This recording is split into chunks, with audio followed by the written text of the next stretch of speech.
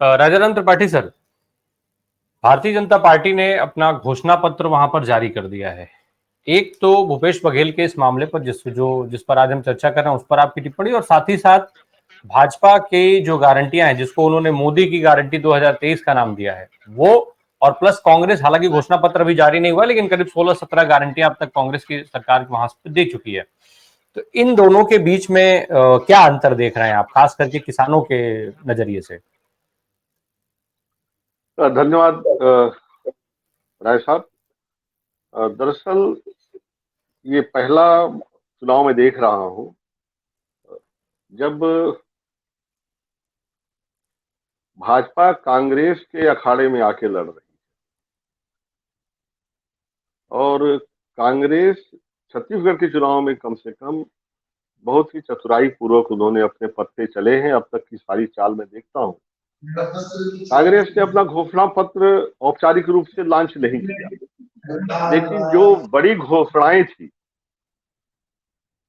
जिसपे पूरा दारोमदार छत्तीसगढ़ के चुनाव पे टिका हुआ था, वो था किसानों का मुद्दा।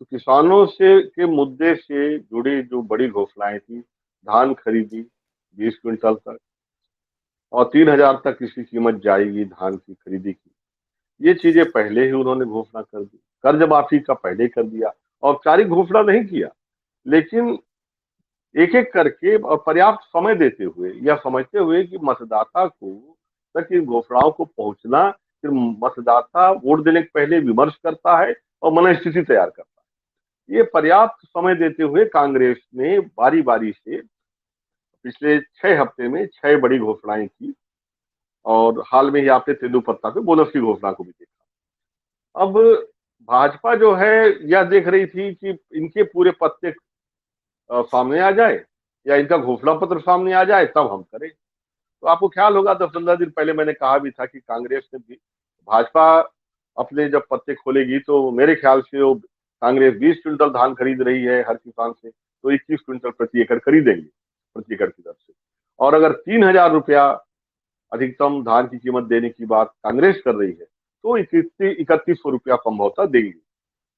और मेरी बात सुनी या 11 दिन पहले, मैं नहीं कहूंगा कि मेरी बात सुन के की है, लेकिन जब आपने कहा था कि 19 है या 21, भाजपा और कांग्रेस कौन 19 है, कौन 20 है, कौन 21 है, तो मैंने कहा था भाई इनको बराबरी पे आने के लिए पहले तो 21 क्विंटल धान और 3100 रुपये का रेट खोलना पड़ेगा। तो वही वही दो चीज प्रमुख इनकी घोषणाओं में है।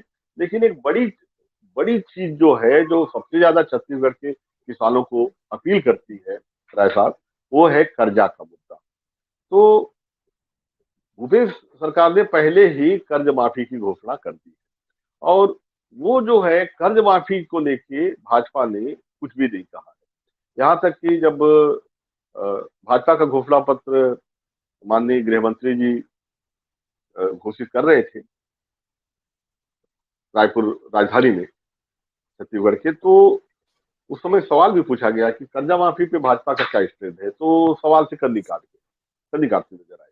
और यह भी बात सही है कि इस घोषणा पत्र से कुछ खास फर्क नहीं पड़ेगा, ये मोदी जी भी समझते थे। क्योंकि जब मोदी जी कह रहे हैं कि भाई उनके चेहरे पे चुनाव लड़ा जाए, और जैसा कि सब जगह हमने देखा भी कि आप जानते हैं शिवराज चौहान बैठे हुए थे वहां पे, मोदी जी ने जो जाहिर किया कि भाई ये चुनाव उनके चेहरे पे लड़ा जा रहा है। यहाँ भी वही स्थिति थी, बस्तर रायपुर भी मोदी जी आए थे, तो यही बात थी कि भाई मोदी जी को अगर 2024 में आपको ले आना है तो अभी सबसे पहले यहाँ हमें जनमत में मैंडेट दीजिए, हमें जनादेश दीजिए। तो मोदी जी अभी भी जो छत्तीसगढ़ में चुनाव प्रचार कर रहे हैं तो लाइन यही है।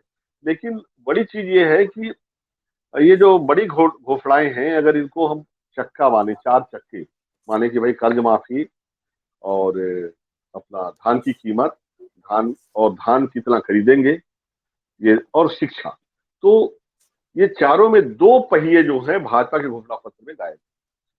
धान खरीदी का आपने क्राइटेरिया थोड़ा सा बढ़ा दिया 21 क्विंटल, वो ज्यादा असर इसलिए नहीं करता क्योंकि वास्तव में प्रति एकड़ 20 क्विंटल 21 क्विंटल धान उत्पादन करने में 10-12% किसान ही सफल होते हैं। ये बहुत हाई एंट्री बैरियर है, इतना उत्पादन हर किसान ले भी नहीं पाता है, इसलिए कोई फर्क नहीं पड़ेगा। और 3100 का जहां तक धान की कीमत की बात है भाजपा की घोषणा का, तो सवाल ये है कि इस घोषणा पे किसान भरोसा कितना करेंगे।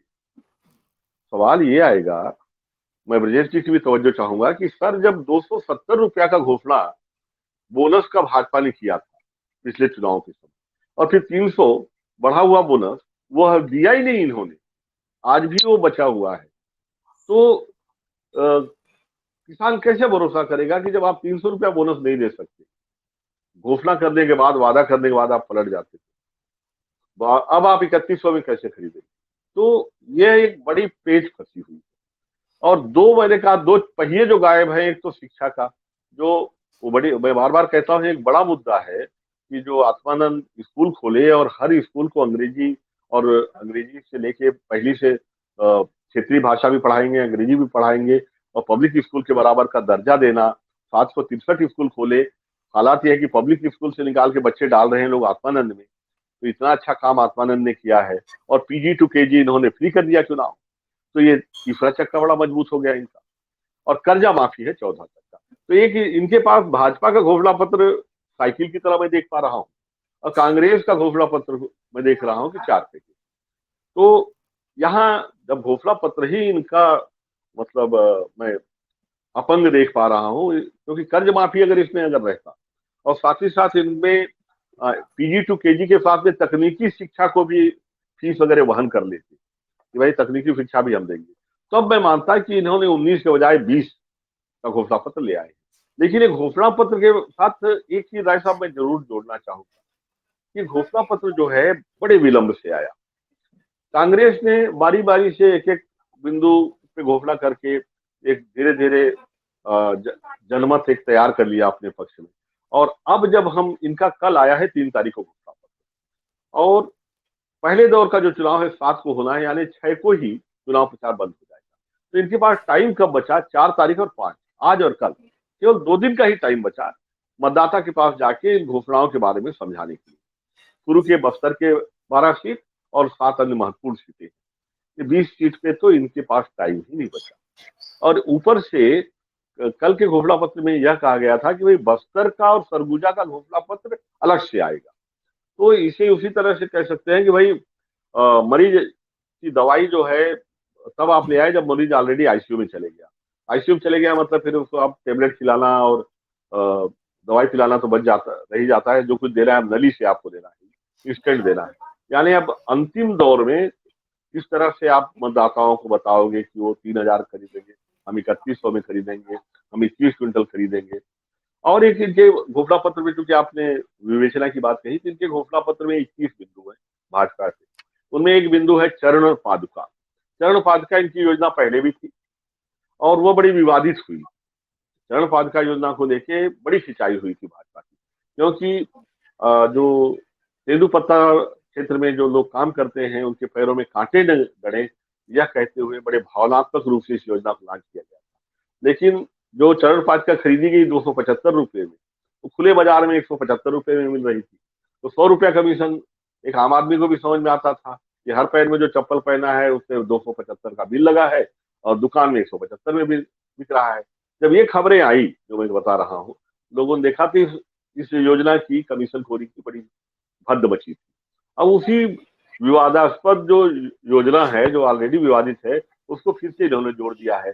जाने या अनजाने या गलती हुई, फिर से चरण पादुका योजना हम चालू करेंगे लिखा हुआ है।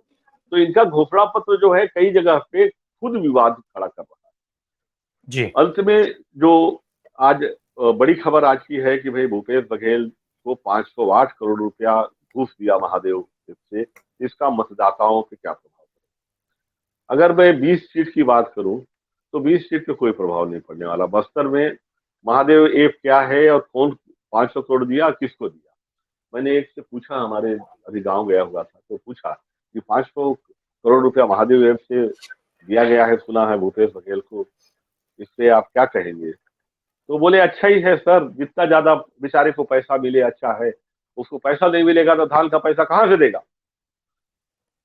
उसको अगर पैसा नहीं देंगे तो कहाँ से देगा बेचारा, धान कहाँ से खरीदेगा। तो इस तरीके से समझ रहे हैं लोग, जो गांव के लोग।